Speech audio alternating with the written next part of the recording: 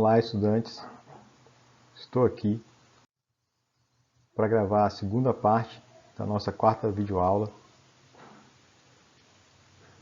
Videoaula essa dedicada ao tema da transição do esporte moderno para o esporte contemporâneo, dando ênfase a esse período do esporte contemporâneo. Essa transição, como a gente disse lá na nossa primeira aula, ela é demarcada, caracterizada pelos processos de mercantilização e espetacularização do esporte. E é óbvio que esses processos trazem, essas mudanças, né, a partir desse processo, trazem algumas implicações, trazem alguns reflexos, e eu pretendo destacar alguns deles aqui nesse primeiro momento, sempre olhando, tendo como referência o texto que está lá na nossa unidade 2. Lembrando mais uma vez, eu peço desculpas, eu estou sem a câmera aqui para essa videoaula, mas isso será resolvido já para o nosso próximo vídeo. Então, um dos reflexos é que esse processo de espetacularização, ele trabalha sobre a lógica do mercado, né, dos atores do mercado. Portanto, isso vai trazer para dentro dos clubes também a incorporação a essa lógica. E dentre alguns elementos que caracterizam essa lógica está a busca pela rentabilidade, a busca pelo lucro. Então, os clubes, futebol, as entidades de administração esportiva passam a operar segundo essa lógica da rentabilidade. E uma das mudanças necessárias para que você venha a obter sucesso nessa lógica da rentabilidade, como eu já tinha dito isso também na aula anterior, no vídeo anterior, é a profissionalização desses clubes.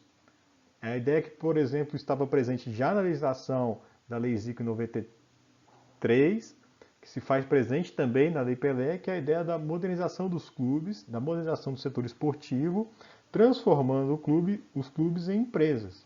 Né? E nós tivemos até algumas experiências aqui no Brasil que são bastante interessantes, porque elas são bem sucedidas, mas à medida que essa parceria se interrompe, novamente os clubes voltam, se não a estaca zero, a etapas muito incipientes desse processo de profissionalização, e isso acaba se revertendo também em perdas de performance esportiva.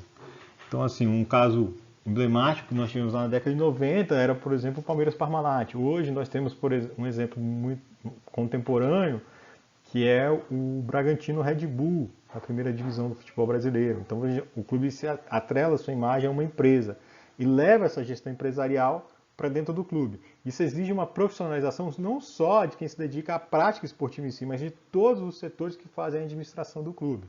Né? E como eu disse na aula anterior, muitos clubes brasileiros ainda não conseguiram alcançar essa transformação, alcançar esse nível de profissionalização. Né? Isso também vai gerando, e aí por isso uma outra imagem ali ligada ao futebol, que aqueles clubes que conseguem se adequar a essa profissionalização, que conseguem se adequar a essa lógica da rentabilidade, que possuem uma alta visibilidade, né? Que conseguem atrair grandes patrocinadores, né? Passam, de certa forma, também a concentrar não só o capital que gira em torno daquele esporte, como os melhores atletas, e passam a hegemonizar também as principais competições, né, as principais conquistas esportivas.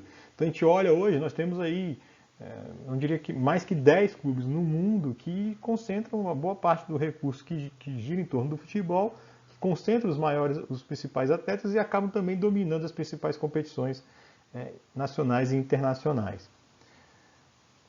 Uma outra perspectiva é que a desvalorização do produto dificulta cada vez mais a ascensão esportiva e a atração de novos praticantes e consumidores. Ou seja, se eu passo a operar na lógica de que o esporte é um produto, esses produtos têm que ser valorizados para que ele ganhe evidência no mercado, para que ele ganhe evidência junto aos meios de comunicação. Quem não consegue se adaptar a essa lógica de espetacularização, de mercantilização, que não consegue oferecer esse produto de qualidade na lógica comercial, vai passar a ter muita dificuldade de visibilidade, porque não vai ser um produto atrativo aos meios de comunicação, não vai ser comercializado, não vai ser transmitido. A consequência disso é que ele passa a não ser mais assistido pela população, a população não tem conhecimento daquele produto, daquela modalidade esportiva, daquela competição, e a consequência disso, junto a uma outra expressão, uma outra dimensão esportiva, que é o esporte enquanto lazer, que as pessoas passam a ter desinteresse por essa prática, passam a não ter interesse por essas competições, né? E aí uma determinada modalidade esportiva pode se deparar com uma dificuldade de começar a conquistar novos praticantes que seriam futuros consumidores. Então é um ciclo vicioso. Então muitas modalidades esportivas que não se adequam perfeitamente a esse ciclo de mercantilização, e espetacularização, acabam se colocando numa situação quase de extinção, né? Ou próximo disso, que é a última observação. Então, define as modalidades clássicas que não viabilizam tanto lucro, em benefício das mais rentáveis, que por motivos diversos proporcionam espetáculos melhores para a televisão. O futebol é um grande exemplo, né? O futebol ele movimenta muito recurso, porque ele é um esporte que já era anteriormente bastante popular, mas que se adequou bem a essa lógica de mercantilização e espetacularização, se adequa bem àquilo que os meios de comunicação esperam, passa a atrair grandes patrocinadores. É óbvio que aqui no caso do Brasil a gente vai ter nem sempre essa realidade presente por conta de uma gestão muito precária ou pouco profissional em determinados clubes que acabam afastando patrocinadores, acabam afastando a iniciativa privada, mas no geral, olhando no sentido global, a gente vê o esporte, o futebol, se adequando bem a essa lógica. Ao passo que outros esportes que também são tradicionais, que são esportes clássicos, são esportes muito presentes às vezes no âmbito escolar, na aula de educação física escolar, não conseguem se adequar e passam a ter muita dificuldade em se fazerem, de fato, modalidades esportivas rentáveis, né? E aí, mais uma vez, no médio e longo prazo, o reflexo disso pode ser quase a extinção dessa modalidade esportiva, né? O que acabaria, em certa medida, empobrecendo, digamos, a cultura esportiva, não só do brasileiro, mas aí estou falando numa dimensão global. A partir dessa perspectiva, o autor vai nos trazer algo bastante interessante, que ele vai construir alguns personagens que se fazem presentes hoje no esporte contemporâneo. Então vamos passar por cada um deles. O primeiro, ele vai chamar a atenção do atleta áspero. O que é o atleta áspero? É aquele sujeito que, além do ganho, de ter um ganho relevante com a sua prática esportiva, com a sua profissão enquanto esportista, ele passa a também gerir e também aferir capital a partir de outras ações que estão muito ligadas à imagem desse sujeito, ao potencial que esse sujeito traz para a comercialização de uma série de produtos que não necessariamente sejam esportivos. Então, o atleta áspero é aquele cara que ele atua como atleta, normalmente é alguém com um rendimento destacado enquanto esportista, mas que ele também é garoto propaganda de uma série de produtos, ele pode ser modelo, ele pode ser artista de televisão. Então é esse novo atleta que muitas vezes consegue ganhar muito mais dinheiro com essas outras ações, né, ligadas à sua imagem, do que com o próprio esporte. E aí é óbvio que essas coisas não estão completamente desconectadas. Uma vez que esse atleta ele tem alguma repercussão negativa na sua vida pública, mas que na sua vida privada, mas que está extremamente exposta e quase que pública, isso traz reflexos também para a sua imagem e traz reflexos também do ponto de vista financeiro. Isso pode, inclusive, impactar no seu rendimento esportivo. O contrário também pode ser verdade, né? Uma queda de rendimento esportivo desse atleta áspero passa também a impactar no número de interessados em ter a imagem dos seus produtos, das suas marcas vinculadas a esse atleta. Existe a ideia do atleta produto, né? O que é o atleta produto? É o atleta que é uma mercadoria, que ele é de fato um produto, que ele é comercializado entre entidades esportivas. Então eu compro um atleta do clube A para o meu clube B, né? Eu fixo um determinado valor a esse atleta. Então isso é a lógica do atleta produto, né? Também nem todas as modalidades vocês perceberão essa lógica tão evidente. Isso é muito comum em alguns esportes mais valorizados, inclusive do ponto de vista da visibilidade, como o futebol, alguns esportes americanos. O esportista consumidor, o que é o esportista consumidor? É aquele esportista que consome tanto a prática esportiva, então ele consome para praticar esporte, ele paga para fazer a prática de determinado esporte, mas que consome também a fruição esportiva, ou seja, a possibilidade de desfrutar do espetáculo esportivo, seja se deslocando a uma instalação esportiva, seja por meio seja através de algum meio de comunicação, televisão, internet, etc. Você tem o esportista praticante, né? O que é o esportista praticante? Aquele cara que não é um esportista profissional, ele não tem no esporte a sua profissão principal, mas que pratica esporte ou pratica atividades físicas quase que com a mesma disciplina e nível de exigência de um esportista. É muito comum pessoas que têm esse rigor com a prática de atividade física esportiva que se aproxima quase de um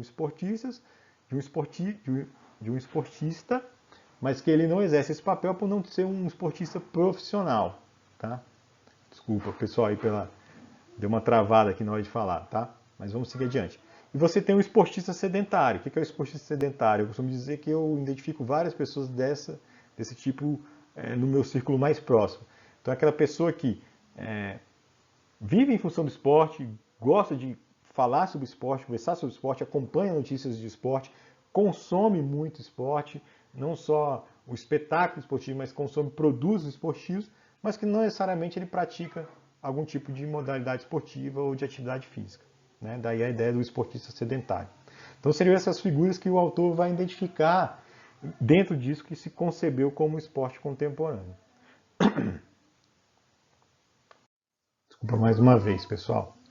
Está falhando a voz.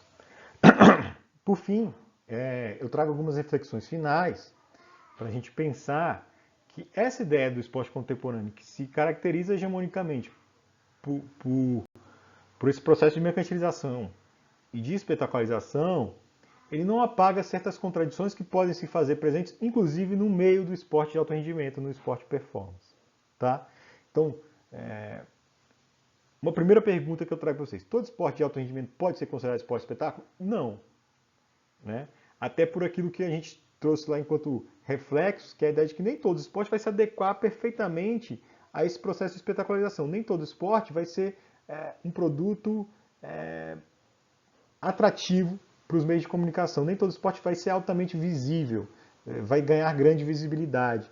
E isso impacta nesse processo de espetacularização. Então, nem todos os esportes de alto rendimento conseguem, de fato, se tornar esporte espetáculo. Está lá presente a exigência, o treinamento esportivo, a busca pela performance, mas esse processo de espetacularização nem sempre se fará presente. Um exemplo aqui, a gente pode pegar o futebol. Uma coisa a gente está falando da Série A do futebol brasileiro, outra coisa a gente está falando da Série B do Campeonato Brasiliense. Tem atletas ali que se dedicam, que se treinam, alguns podem ser até profissionais, mas isso não é esporte de espetáculo. Tá? Não atrai nenhuma visibilidade e dificilmente vai atrair patrocinadores esportivos. Ou outras indústrias que também vinculam sua marca ao esporte. Uma outra pergunta, qual é o papel do Estado frente a esse esporte contemporâneo? Como o Estado pode atuar diante desse esporte que está extremamente mercantilizado, espetacularizado? Nós debatemos isso, inclusive, no nosso encontro virtual. Acho que uma das formas do Estado atuar é garantindo ao conjunto da população que não pode acessar pelo mercado determinadas práticas esportivas ou determinados espetáculos esportivos, o Estado pode atuar levando a esse público essa oportunidade por meio de políticas públicas. Tá? Então, essa é uma forma. Né? Outra forma seria o Estado tentar, então, já que determinadas modalidades esportivas não se adequam a esse processo de espetacularização e mercantilização e tendem quase que a uma extinção, poderia o Estado dar suporte a essas modalidades esportivas, promovendo-as, levando elas para dentro do ambiente escolar, tendo políticas públicas que promovessem essas modalidades esportivas para que elas chegassem a conhecimento da grande parte da população brasileira. E uma outra elemento que se faz presente, que eu falava da contradição, está ilustrado nessas imagens.